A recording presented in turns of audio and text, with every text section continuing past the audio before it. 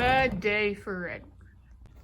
It was a late afternoon on the island of Sodor, and Edward had just puffed into his shed.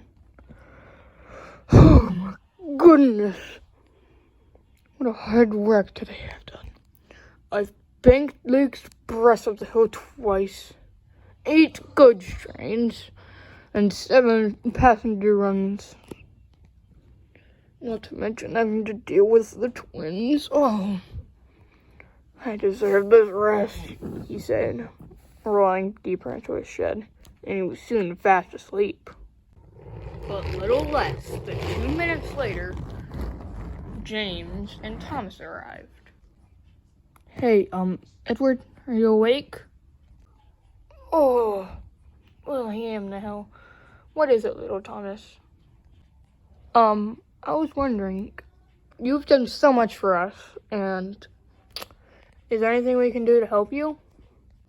Yeah, I'd be willing to take your next train. Well, now that you mention it, I do have a train going to Barrow. Do you think you could take it for me, James? Of course I can, Edward. Thomas, can you shunt it? Yeah, I got you, James. Thomas went away to shunt the train. Well, I'm going back to sleep. And Edward went into his shed. Unfortunately, though, James had to get onto Edward's line.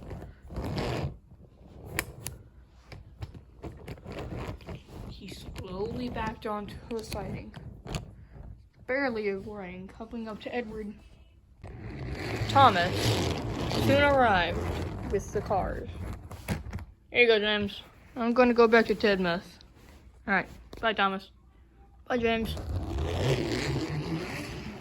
As James left to couple up to the cars, Edward forgot to tell him the cars were old and rusty.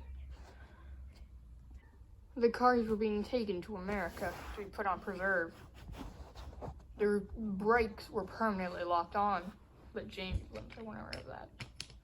He pulled out with a screech. Screech! Oh my. When did these trucks get so heavy? He said.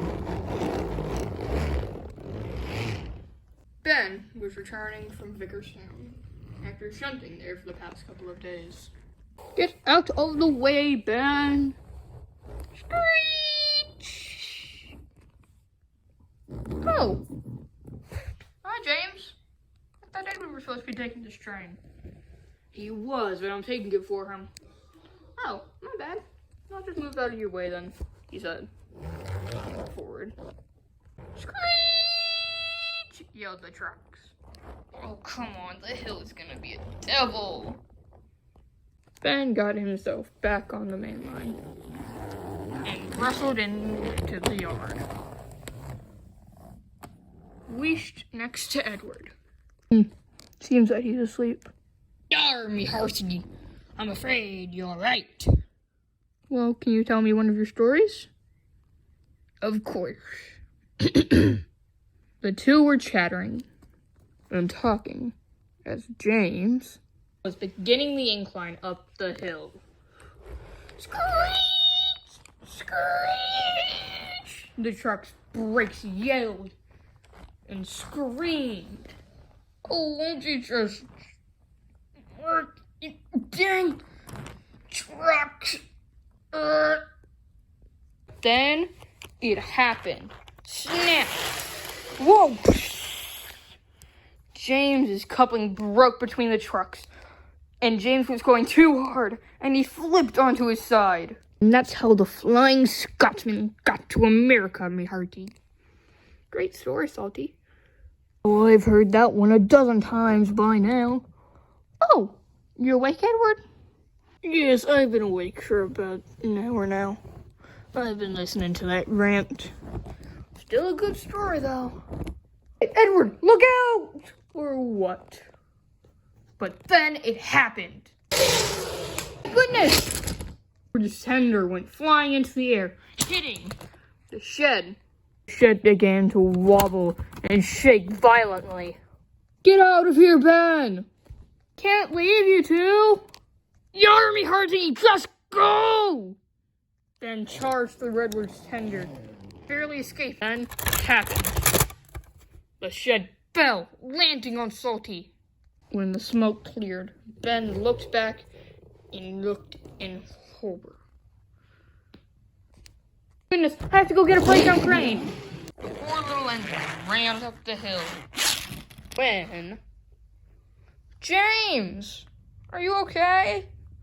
I think so. Please, go get help. I am. Ben turned around and coupled up to the breakdown train. Quickly, quickly! He raced down there to find Thomas already sitting in the siding. Edward! No! Please, God, no. No.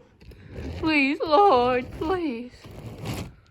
Don't worry, Thomas. I'll help him.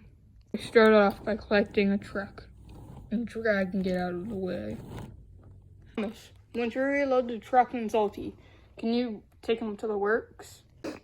Sure, said Thomas. They had to go far and reach for a ballast truck that flipped. They barely managed to get it. They did. Terrence and Birdie's owner both came up to tell them that they needed to go help. The two quickly ran off to go help. What can we do to help? Asked Terrence. Yeah, we should be able to help too, said Birdie. If you can pull away parts of the shed, that would be a great deal of help. We're on it, said the two, quickly running to the other side. Birdie ran off to go get workmen to help. And they attached strong links to Terrence so he could pull away the walls and lay them down. When Terrence was trying to pull away the roof, the chain snapped, causing the roof to fly onto Terrence and him to flip onto his side. Oh God! Terrence! Yelled Thomas, running into reverse, hitting the last shed wall, causing him to come off the rails. Oh my gosh, everybody on this island is so dumb, said Ben. He used strong cable attached to the crane to get Thomas back on the rails. Thomas, don't you move a meter, okay? Okay, he said.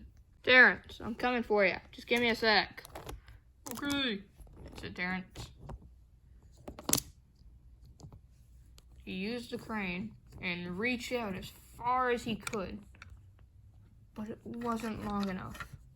Still barely missing him. They had to makeshift something to try and pull him, and it worked.